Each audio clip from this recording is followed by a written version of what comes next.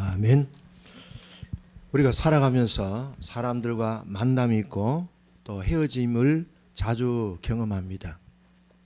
여러분들도 아마 만남의 기쁨도 있었겠고 또 헤어지는 슬픔도 경험하신 분들도 많이 있을 거예요.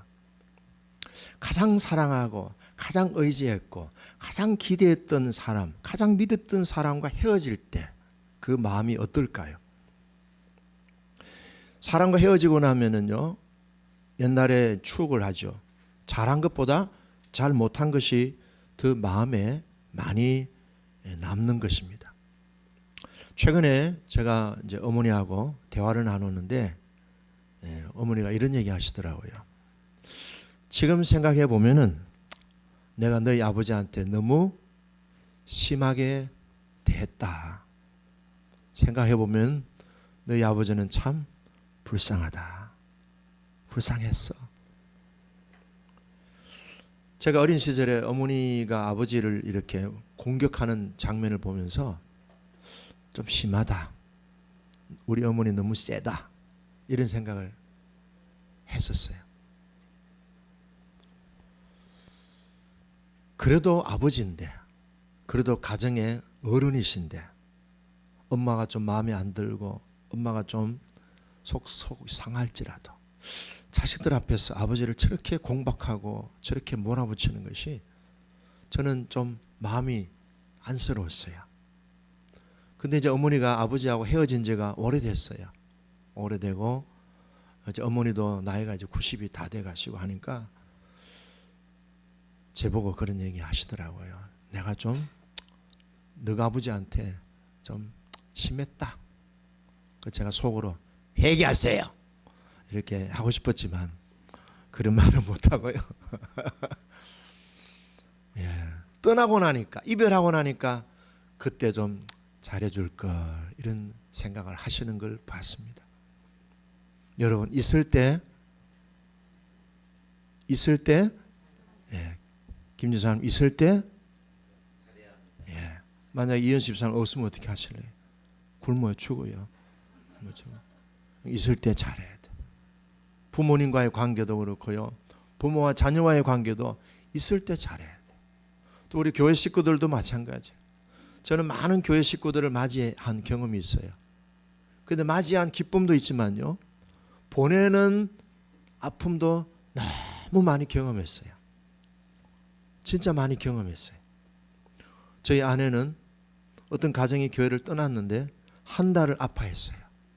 한 달을 아파했어요. 그래서 제가 데리고 곰탕을 몇 그릇 사줬어요. 힘내라고. 우리가 가장 믿었던 사람, 가장 의지했던 사람하고 헤어질 때 그 마음에서 느껴지는 그 슬픔, 그리고 극한 외로움, 좌절감, 이런 것들이 있잖아요. 근데 지금 제자들과 예수님과의 관계가 지금 그런 상황에 있는 거예요. 예수님은 제자들한테 내가 곧 너희를 떠난다.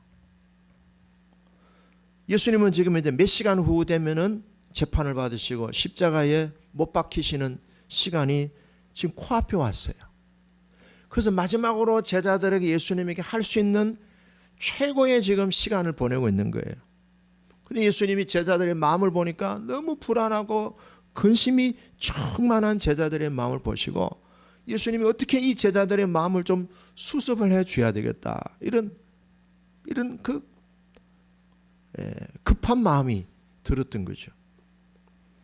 예수님이 보았던 제자들에게 근심. 그럼 제자들이 근심했던 그 내용이 뭐냐?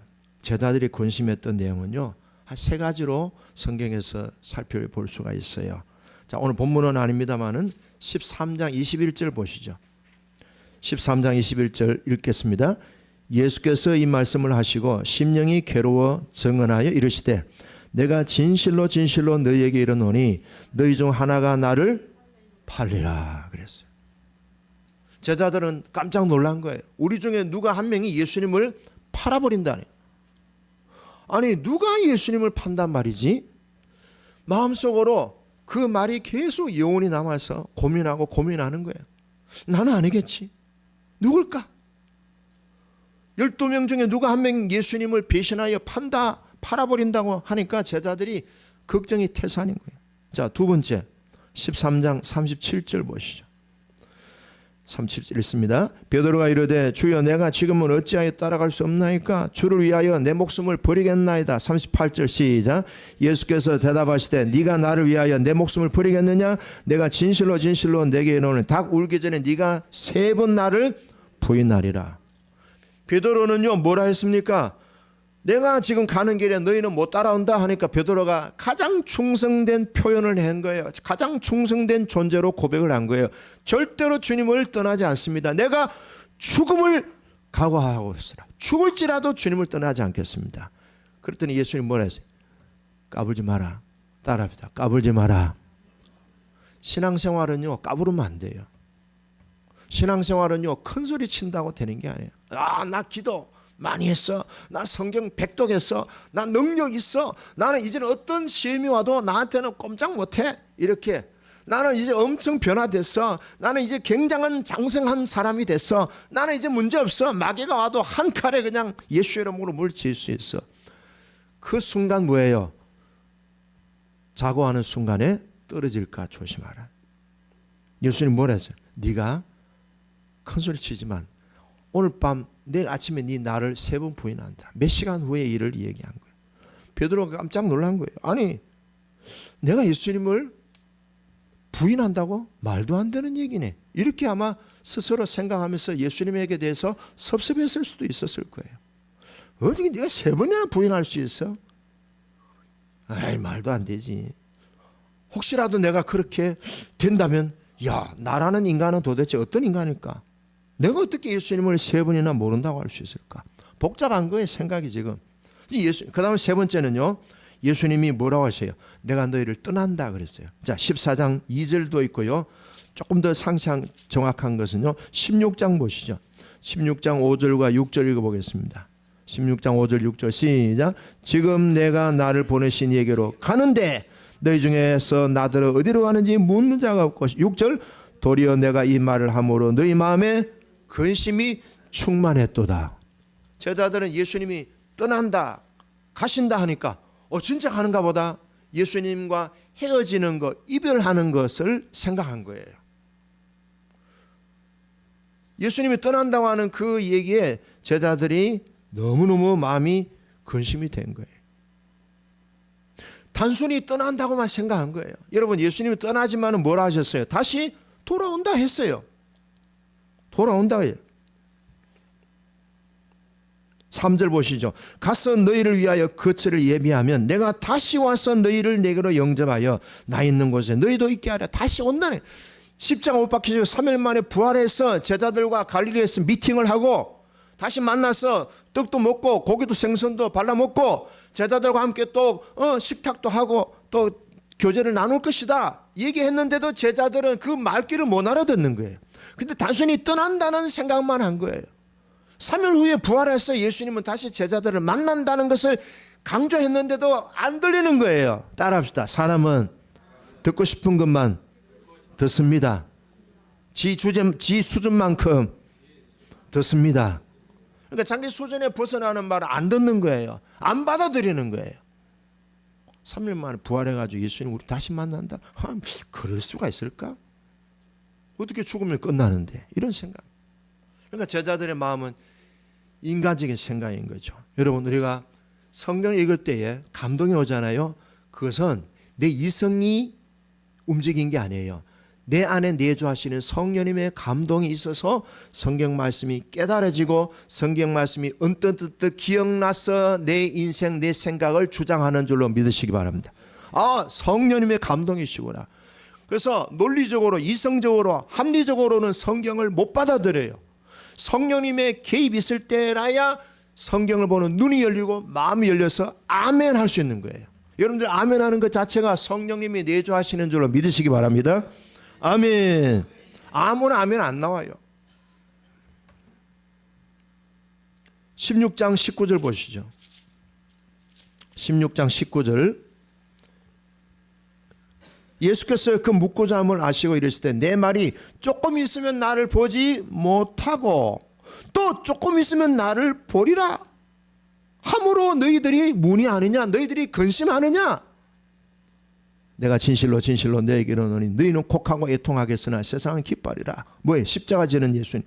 근심하겠으나 너희 근심이 도리어 나중에 뭐예요? 부활의 기쁨이 되리라. 22절.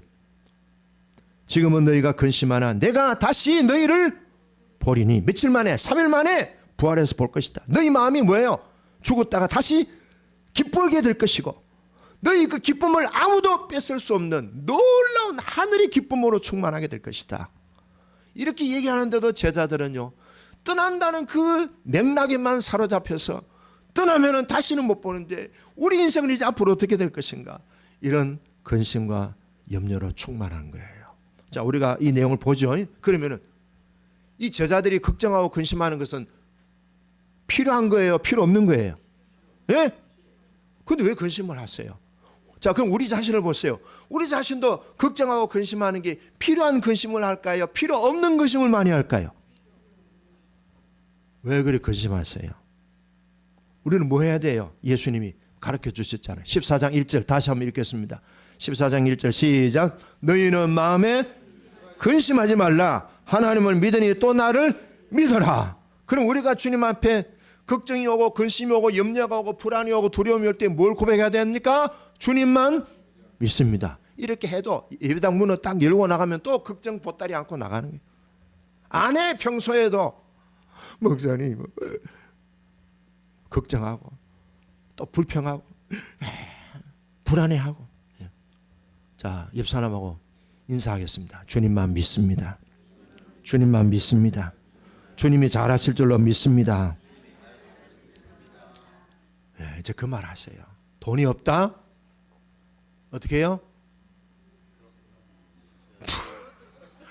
맥락이 지금 다른 맥락이에요. 지금 초창기의 맥락, 지금 중간쯤 것 같은데.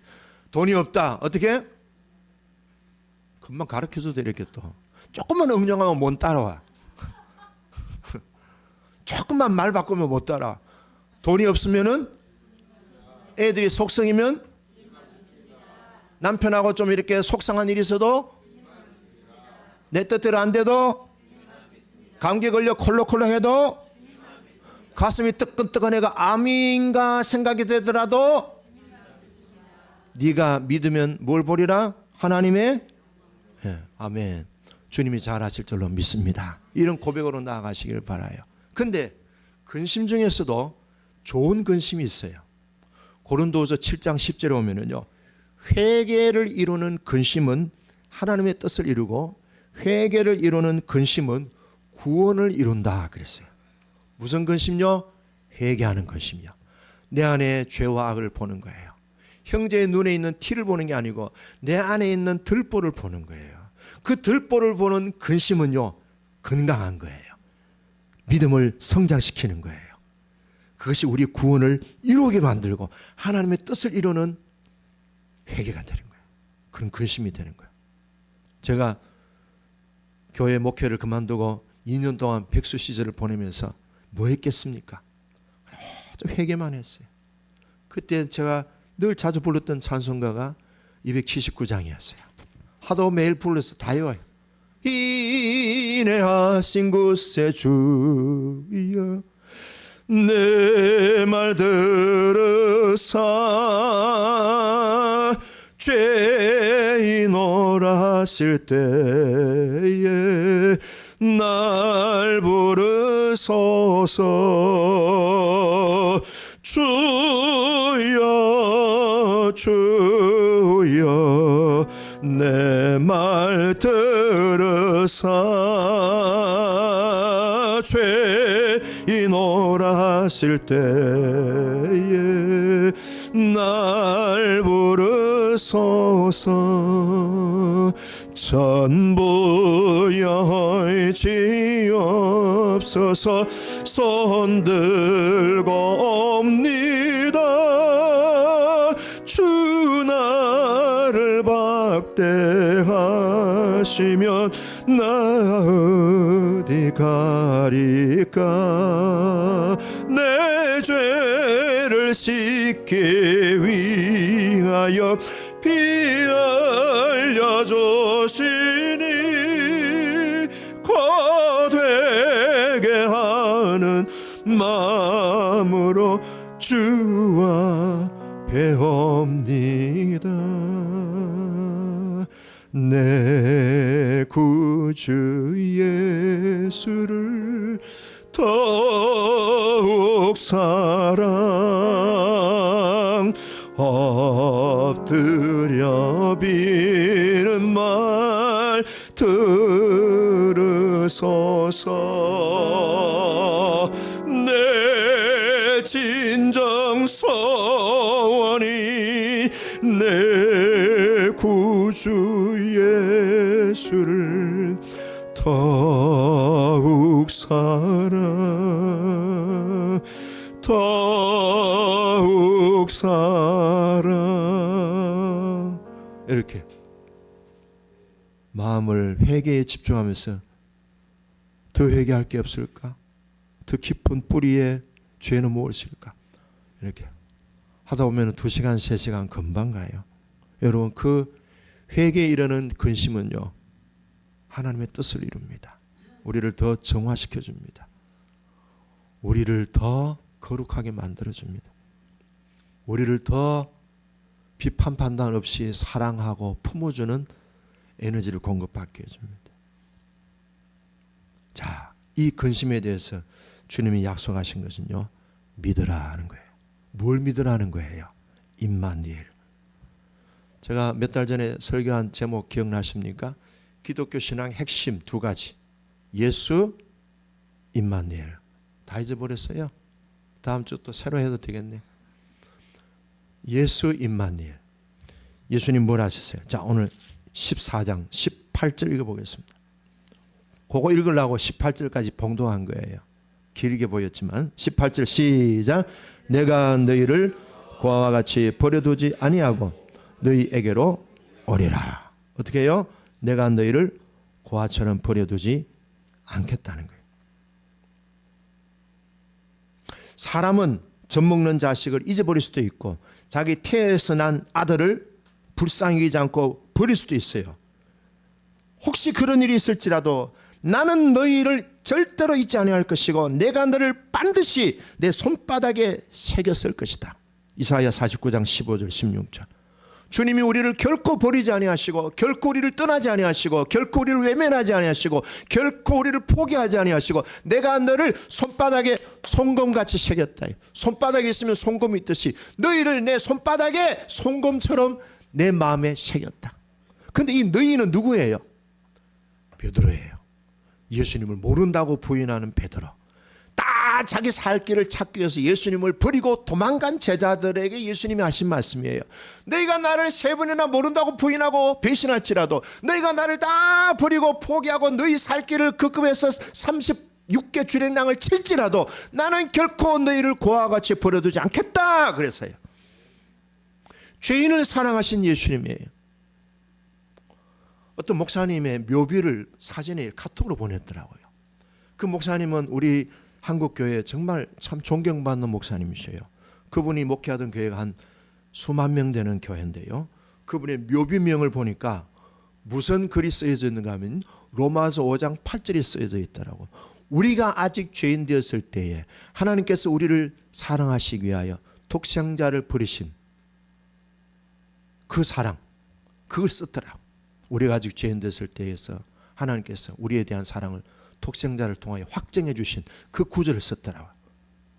저는 그 마음에 와닿더라고요. 아, 죄인의식. 정말 죽을 수밖에 없는, 저주받을 수밖에 없는 죄인인데 하나님이 독생자를 보내주셔서 사랑해 주신 그 사랑을 목사님이 일생의 모토로 삼고 사셨구나 하는 생각이 들었어요.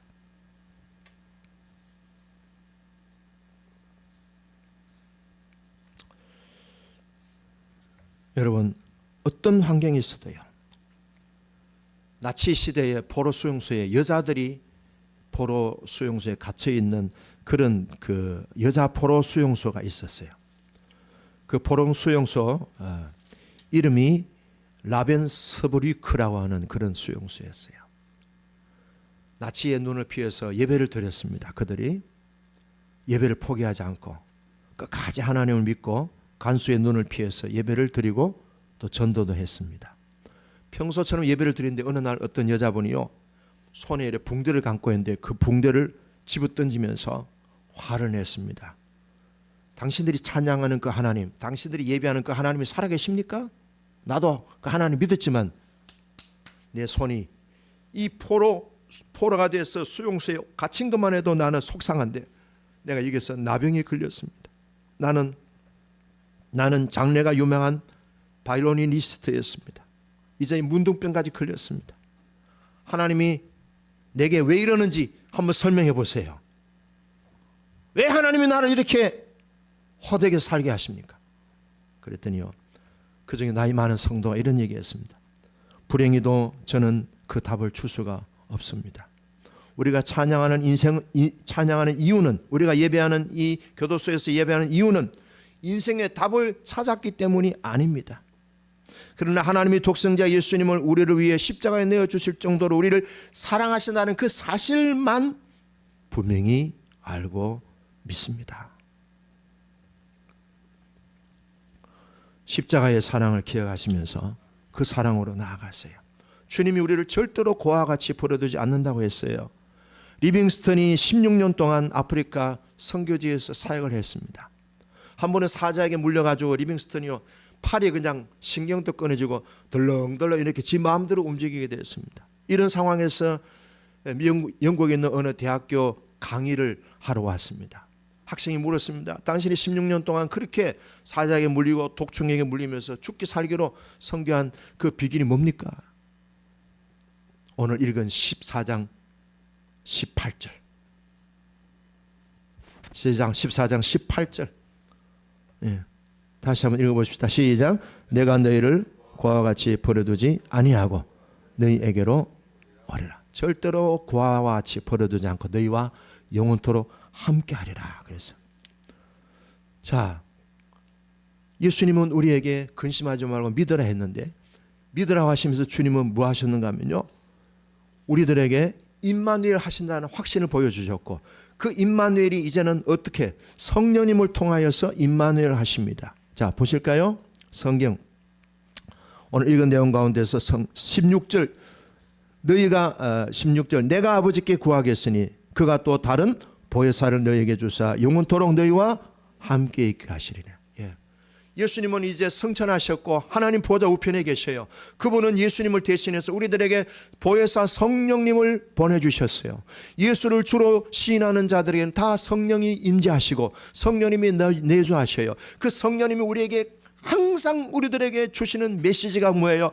내가 항상 너희와 영원토록 함께하겠다. 절대로 너희를 고아와 같이 버려두지 않겠다. 심지어 난 나를 3번이나 부인하고 도망갈지라도, 나를 모른다고 다 자기 살 길로 36개 주랭랑을 칠지라도 나는 너희를 고아와 같이 버려두지 않겠다. 너희 안에 내주하여 너희에게 말씀을 생각나게 하고 말씀을 기억나게 하고 말씀을 가르쳐주는 말씀의 영으로 임재할 것이다. 할렐루야. 우리가 성경 읽다가 감동받으면요, 성령이 내게 임재하신 줄로 믿으시기 바랍니다. 이거는 성경을 이해하는 거는요, 영으로 되는 것이지 인간의 이성과 논리와 합리적으로 되는 게 아니에요. 우리가 예수 믿는 이 자체가 영적인 세계로 들어왔다는 것을 의미하는 거예요. 자, 그 다음에 또 한 가지는요, 임마누엘 되신 주님이 우리들에게 약속하셨어요. 13절 시작. 너희가 내 이름으로 무엇을 구하든지 내가 행하리니 이는 아버지로 하여금 아들로 말미암아 영광을 받으시게 하려 함이라. 14절 시작. 내 이름으로 무엇이든지 내게 구하면 내가 행하리라. 근심과 염려를 해결하는 방법은 믿음이에요. 뭘 믿어요? 임마누엘 되신 주님을 믿는 거예요. 성령님의 내주하심을 믿는 거예요. 또 한 가지 뭐예요? 근심하지 말고 뭐 하라고요? 기도하라는 거예요. 기도하라. 부모의 자녀 문제에 대한 해답은요, 기도예요. 이것이 주님의 임마누엘입니다. 자, 근데 베드로가 뭘 합니까? 오늘 큰 소리로 쳤죠. 나는 절대로 주님을 떠나지 않고 나는 죽을지라도 주님을 따라가겠습니다 했는데 어떻게 했어요? 절대로 주님을 부인했습니다. 따랍다. 신앙생활은 큰 소리 치면 참표당합니다. 베드로처럼 되는 거예요. 겸손히 주님 앞에 항상 은혜를 구하셔야 됩니다. 자, 이제 끝으로 주님이 죽으시기 전에 죽기 십자가에 못 박혀 죽기 전에 이제 떠나면서 계속 강조한 게 뭐예요? 14장 1절 믿으라. 10절과 11절 믿으라. 12절에는 믿으면 더 큰 일을 할 것이다. 29절 너희로 믿게 하려 함이라 그랬어요. 따라합시다. 믿으면 뭐예요? 삽니다. 안 믿으면 죽습니다. 잘 믿으면 잘 살고 더 잘 믿으면 더 잘 삽니다. 잘 살려고 하지 말고 잘 믿으려고 했었어요. 예수님을 모른다고 세 번이나 부인했던 베드로도, 예수님을 버리고 도망간 제자들도 주님은 절대로 우리를 포기하지 않으시고 우리를 고아로 내버려 두지 않는다고 했습니다. 항상 뭐예요? 어떤 상황에서도 믿습니다. 주님은 계속 우리들에게 믿음을 강조하고 있습니다. 따라합시다. 주님만 믿습니다. 주님이 잘하실 줄로 믿습니다. 기도하겠습니다.